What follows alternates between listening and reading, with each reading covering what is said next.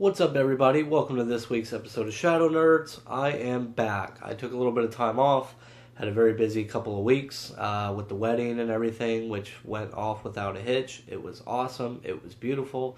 Thank you to everybody that came. A lot of friends and family from all over the U.S., actually, surprisingly. A lot of people did some driving and some flying in to see us. Thank you very much. My bride was absolutely beautiful and gorgeous wedding, so thank you to everyone. Now, I'm back. A little bit of a nerdy episode today, especially if you're a comic book collector, but we'll get into that in a minute. Last week's poll question on Twitter was, which Ninja Turtle had the best weapon? The winner we had 19 votes total, so it wasn't like a huge poll, but even with 19 votes, the winner was Leonardo with his katana. So, awesome. Congrats to Leonardo. It's nice to see that people still appreciate a good sword. So, that's what we had there. All right, new question for next week is DC just announced a new Teen Titans Go movie, like a legit movie. It's going to come out in theaters, I think on like July 27th or something of this year. Teen Titans Go, a lot of people were upset that they went away from the original Titan series to a little bit more of a kid's show, I guess, but it's still a hilarious show. If you don't like it, I don't know what to tell you. But they're doing a movie coming out. They even released a little short trailer for it. Go check that out. It is hilarious. So my question is, what do you think about them doing a Teen Titans Go movie? Are you going to go see it? Are you not going to see it? Is it something you're interested in watching or not? Let me know. Comment in the section below. I would greatly appreciate it. Now, let's get into some super nerdy comic book stuff today. We are doing Barcodes. I know that doesn't seem like the most exciting thing, but as a comic book collector, it is something that you actually need to know. I would say that this is mostly for beginners, but you never know. There might be some people out there who've been collecting for 10 years and still don't know. So I learned the hard way, and I'll tell you why they can be extremely useful when you're out there shopping and looking for your keys, whether it's a key comic or just a regular run of an issue, whatever it is. So let's get into it. All right, this is basically divided into 3 sections on the barcodes. Here we have Aquaman number 49, right? All right, so when you're collecting a comic, we're going to go over the first set of numbers, which is the issue number, okay? So this is issue 49. Now, if you look here, the first set of numbers is the issue number, 49, okay? Just to clarify, so this is Aquaman number 50, so that means that this one is going to be 50.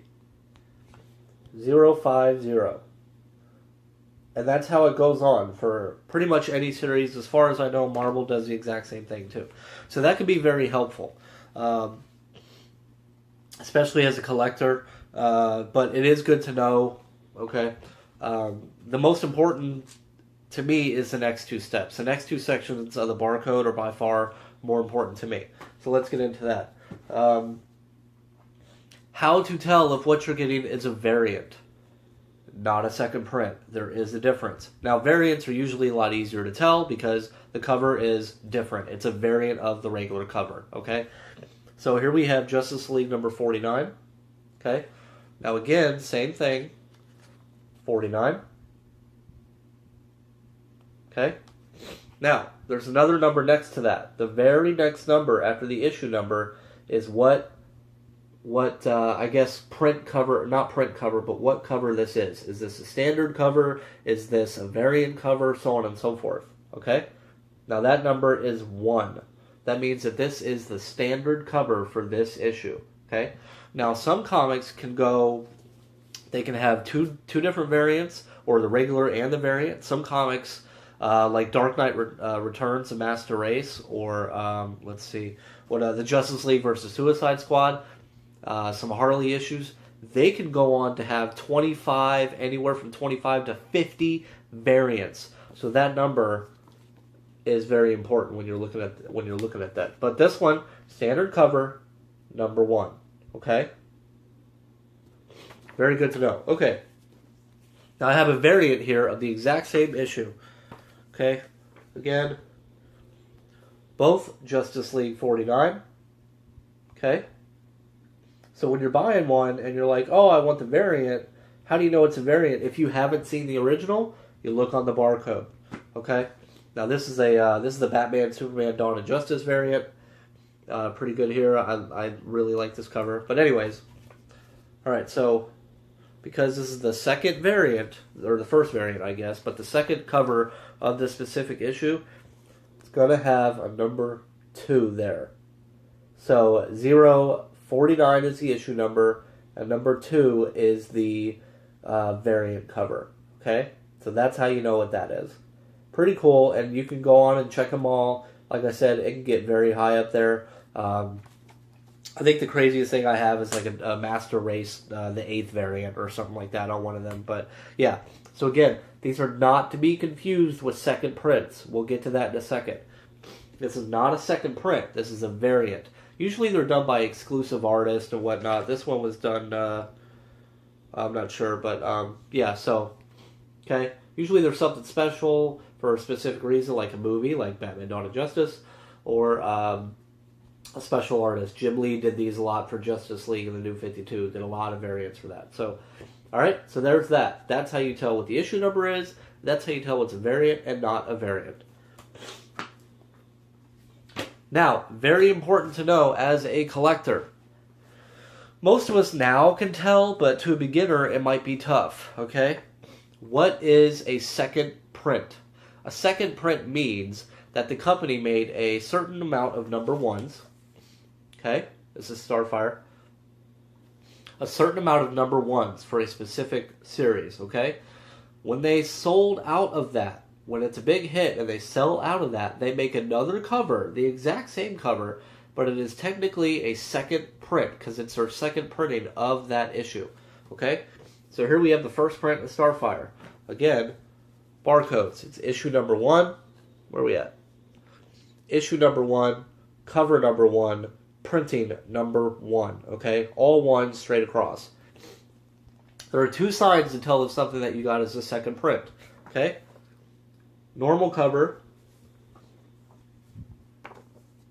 second print. Okay, let's look at the barcode real quick. 0, 1, issue number 1, 1 standard cover, and 2 for second print. That is very important to know, to look out for when you're buying comics. That second print issue, a lot of people don't like to buy second prints. I personally do not. This was actually an accident in my beginner days. So, actually, I think I bought this for my girlfriend, well, my wife now at the time. So, but yeah, second print. That's the first way to tell. The easiest way to tell, and actually some of them get pretty clever with their variants. You see the difference? Obviously this one has a pink background, this one has an all-white background. Usually on comics today, what they'll do is something major like this, where they'll change the entire color of the background, or they'll do something small with a little bit of a color variant in some spots. So it's usually pretty easily to tell, but there are occasions where you can't. So again, first printing, second printing, exact same cover, exact same drawing, exact same artist, but the background is white. And that is the case on most second prints, so keep an eye out for that. Also, they're not doing this now on the newer guys, but you see here, direct sales. Okay? They're not doing it on the new ones anymore. They don't say direct sales or anything like that anymore. But what did that mean, and what does it mean when you're still buying some of the older issues? Well, direct sales is interesting. That means that they are directly from a distributor. So Diamond is usually the main distributor for most comic book stores. That means that they come directly from Diamond and straight to a comic book store. Okay? What this also means is that the comic book store, since they ordered a certain number of copies, the comic books, unless damaged, are non-refundable. So if they don't sell them all, they cannot sell them back to the distributor. They have to keep them in their inventory and sell them. That's why forever and ever, if nobody buys this, it'll sit there at your comic book store unless somebody buys it or trades for it or whatever the case is. Because if they don't sell enough of these, Diamond or whoever their distributor is doesn't care. They got to keep them. Now, if it doesn't say direct sales, If it doesn't say direct sales, usually the ones that don't say direct sales, you'll find at like Barnes & Noble, Books A Million, Walmart, those things like that, because they do come from the same distributor. However, those people can send them back to the distributor if they don't sell them. Okay? They do get a refund for their unsold comics. Why? I don't know. But it does raise an interesting notion that, in a sense, direct sale comics are, they're more broad, right? Everybody has them. But the ones that don't say direct sales on them and get sold to like Barnes & Noble and Books A Millions and an actual newsstand are actually more rare, which is an interesting fact. And does rare make them more valuable? That depends on you. Would I buy a 9.0 graded, Action Comics number 23 at a newsstand, or, the exact same one at a comic book store? I'd probably buy the one at the newsstand if it's the same grade, because it's probably a little bit more rare. So something to consider. It's not something that you really see that much more today, but a lot of people still buy their comics at Walmarts and Books A Million and so on and so forth. So that's it about the direct sales thing. That's it about the comic book numbering on the barcode. Keep your eye out for it. It is very, very useful. So when you're out there collecting your comics and you got a friend who's trying to get into it, explain that to them so they don't accidentally buy this. Because if you want the whole run and you're trying to sell somebody a whole run, like, hey man, I got Starfire 1 through 8 or 1 through 12 or whatever it was, they're going to be like, yeah, but that first issue, second print, I don't want that. Take that back. Devalues your collection. Okay. Now, some people, what they do is they will never open the regular cover, the first print, because it's too valuable in whatever case is, and they'll buy the second print just so they can actually read this one. To me, I don't know why you do that, because I would just buy digitally if that was the case. If I spent $50 on this cover and I wanted to read it, I'm not going to open it, but I'll just buy it digitally. Anyways, check that out. Start paying attention to the barcode. See if you can catch it and learn it and notice it, and help your friends out and yourself for the beginners on their collection. So that's it for barcodes. Next week, or actually in a few days, I am getting a Legion of Collectors box in from Funko. It's Teen Titans themed, so that is going to be awesome. I can't wait to see what's in it. Come back next week, please. Tell your mama, tell your friends, like the video, subscribe to the channel, and hopefully I will see you here next week. Shadow Nerds out.